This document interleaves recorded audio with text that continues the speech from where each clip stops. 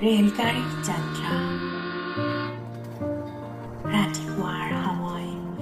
ৰাতিৰ আন্ধাৰ ফালি আকাশত বেলিটিয়ে ভুমুকি মাৰিছে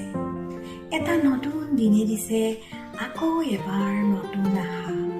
পুৰণিবোৰ পুনৰাই জীয়াই থকাৰ আন এটা সুবিধা ৰেলখনে সময়ক আগত ৰাখি আগবাঢ়িছে চক চক চক দীঘলকৈ মাৰা উকি আৰু কম্পনে বুকুৰ ঢপঢপনিৰ দৰে ৰেলখনৰ চলন্ত গতিৰ অনুভৱ কৰাইছে বাটৰ দুই কাষৰ দৃশ্যাৱলী তীব্ৰ গতিত পাৰ হৈ গৈছে ঠিক জীৱনৰ ধৰিব নোৱাৰা সময়বোৰৰ দৰে অসংখ্য যাত্ৰী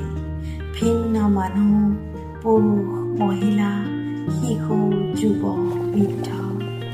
কাৰোবাৰ গন্তব্যস্থান হয়তো ছুটি আৰু কাৰোবাৰ হয়তো দীঘল যাত্ৰাটো সুকলমে পাৰ কৰিবলৈ সকলোৱে লৈ আহিছে নিজৰ সা সুবিধাৰ যোগাৰ পাতি টিফিন কিতাপ মোবাইল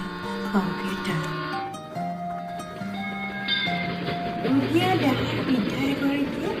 অলপ বেজাৰমণি খিৰিকীৰে বাহিৰলৈ চাইছে আকাশৰ দৌৰি থকা কলা ডাৱৰ হয়তো জীৱনৰ অহা যোৱা কৰা বেয়া সময়বোৰ যেন লাগিছে উকিমাৰি ৰেলখন গৈ থাকিল ঝক ঝক ঝক কম্পনৰ তালত মানুহবোৰ মন পৃথিৱীত চলি থাকিল হঠাৎ এটা ষ্টেচনত ৰেলখন ৰখি গ'ল বহু মানুহ টানি টোপোলালৈ নামি গ'ল আৰু সেই চিটকেইটা খালী হৈ ৰ'ল চাৰিওফালে পৰি থাকিল কেৱল খালী বিস্কুটৰ পেকেট কফিৰ কাপ আৰু চিটটোত অলপ উষ্ণতা এনেতে কিৰিলি পাৰি দুটা শিশু সোমাই আহিল পিছে পিছে খৰখেদাকৈ এহাল দম্পতী খালী চিট পুনৰ ভৰিল ৰেলখনে ষ্টেচনে ষ্টেচনে ৰখি সময়ৰ সৈতে মানুহ উঠাই নমাই কৰি থাকিল সময় আগবাঢ়িল আকাশলৈ আন্ধাৰ নামি আহিল ভাগৰুৱা দেহাই